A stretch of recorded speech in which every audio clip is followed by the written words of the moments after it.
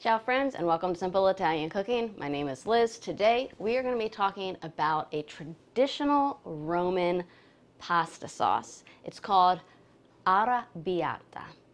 You got to roll the R with those two R's, practice it a couple of times and you'll get it. Hopefully I pronounced it just right.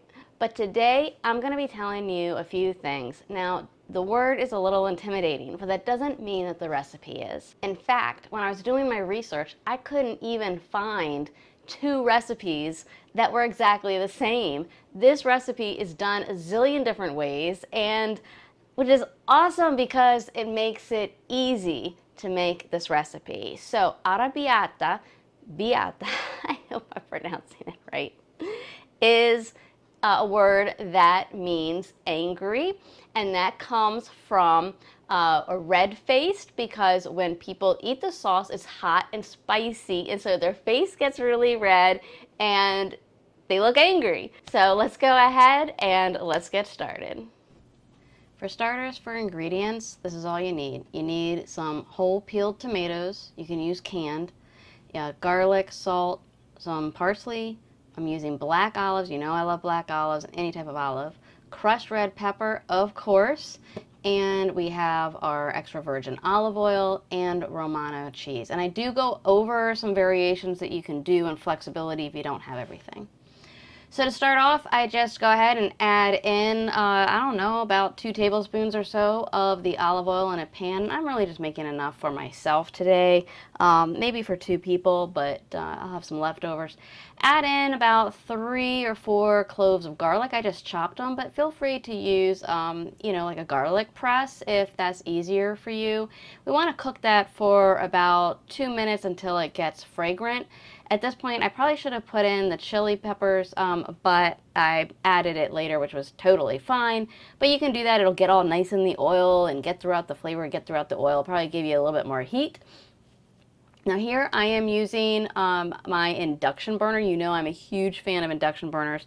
This particular induction burner was sent to me to test out and check out. I love it. One of the things I really like about it is that it is stainless steel. It is heavy duty, but it's actually not like really heavy to carry or anything like that.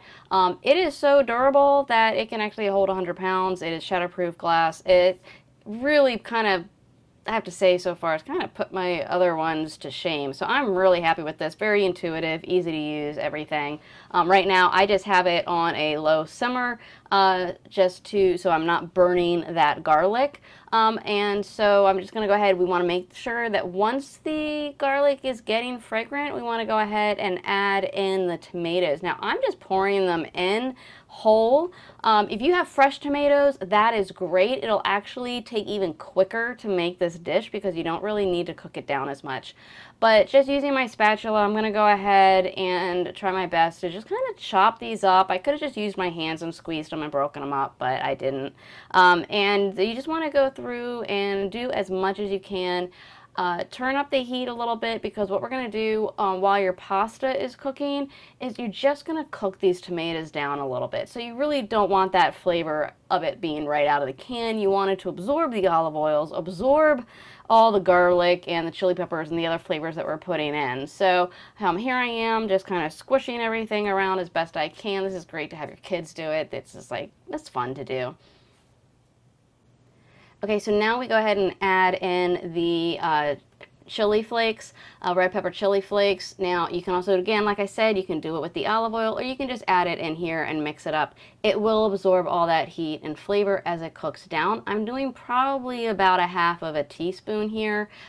Adjust to your taste. If you're unsure and you're serving it for other people, just maybe cut back a little bit so that's a little bit hot, and then leave the chili peppers out for them so that they can then add more if they want it hotter.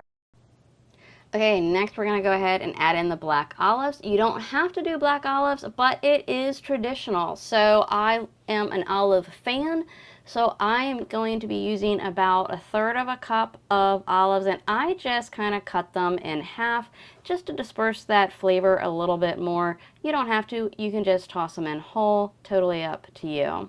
So the sauce is looking good. It really hasn't been long, maybe 5 minutes max. And go ahead and add those olives in, give it a good stir, and it's already beginning to smell delicious. By the way, if you like these type of easy recipes, maybe you just love Italian food, maybe you're looking for recipes that your family made when you were younger and you just never paid attention and they never wrote it down, make sure to subscribe and like, because those are the type of recipes I love to do. And I even have a cookbook that includes a lot of those type of recipes. Links are below, and even some free cookbooks too. So make sure to check it out.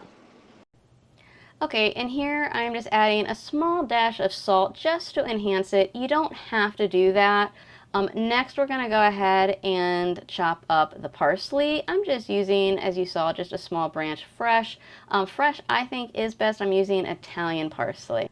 Okay, so now we're going to go ahead and add in the parsley. And you don't have to do the parsley like way at the end. You can put it in earlier if you want. That's not a problem at all.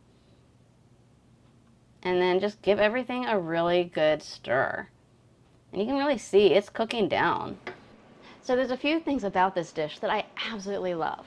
One is that it is so easy to do. I mean, I'm doing everything in one pan on an induction burner, and it's working out great. Except of course for making the pasta. But one thing about this recipe that I really like is that it is so flexible. So when I was doing my research on this type of sauce, arrabbiata is that, it's like I always feel silly when I say it. I hope I'm saying it right. Arrabbiata. Biata. It's supposed to be on the B. Arrabbiata. So anyway, when you're making this angry pasta sauce, you don't have to do all the ingredients that I said. You can mix and match. The whole point of the sauce is that it's a hot sauce. That's what makes it an arrabbiata sauce, because I've seen it with, you can do prosciutto in it, you can do mushrooms in it, you can do basil, you can do parsley, you can do it without olives, you can do it with olives, you can use fresh tomatoes, you can use canned tomatoes. But the key things you want to have is the tomatoes, the olive oil, the tomatoes, the olive oil, the garlic, and of course the hot chili pepper. So whether you're using a fresh chili pepper and adding it in, or you're using the flakes that I am, it's totally up to you. So, but those are the key ingredients. Not a long recipe. I mean, I can tell already, like just taking a taste. It's really good, and I have to tell you, yeah, that is really good. I have to tell you, the type of tomatoes you use are important beyond belief. If your tomatoes have no flavor, this is going to have no flavor. If your olive oil has no flavor, it's not going to have any flavor. So you really need to make sure that you have good tomatoes. That's why I bought the brand that I bought. It was the Cento San Marzano. By the way, if you want to know what makes a San Marzano a true San Marzano, check out an upcoming video I'm doing on that, because not all San Marzanos are San Marzanos. All right, let's get back to cooking. All right, so it really hasn't been much longer. You can see it's been cooked down. At this point, you want to go ahead and add your pasta directly into the pan. This is very traditional. So you just go ahead and do that. You want to use the penne ideally. You can use a spaghetti, but you know, I'm using a rigatoni, which is also ridged, but that thicker pasta is good. So avoid anything like an angel hair or vermicelli. So go ahead and just mix that in. Now, I happen to have some leftover pasta from yesterday that I didn't use, and so I set that aside. So I'm just so glad, because I'm doing this recipe today. But anyhow, so go ahead and add your pasta in and mix it in. Okay, this smells absolutely delicious, as all my recipes do. Make sure to subscribe for more. I got a website where you can sign on to our newsletter. I send out free recipes every week, at least twice a week, so you'll be well stocked. But let's go ahead and give this a taste test. And depending on which historical records you read, some people use Parmesan, some people use Romano. I'm using Romano. I just think it's better. So let's go ahead and give this a nice taste test. Looks delicious, doesn't it? And the cheese. And if you don't have fresh parsley, you don't even have to use it, or you can use dried. Just remember your key ingredients is really the olive oil, the garlic, and the tomatoes and the chili pepper. Okay. This is really hot temperature and probably spicy.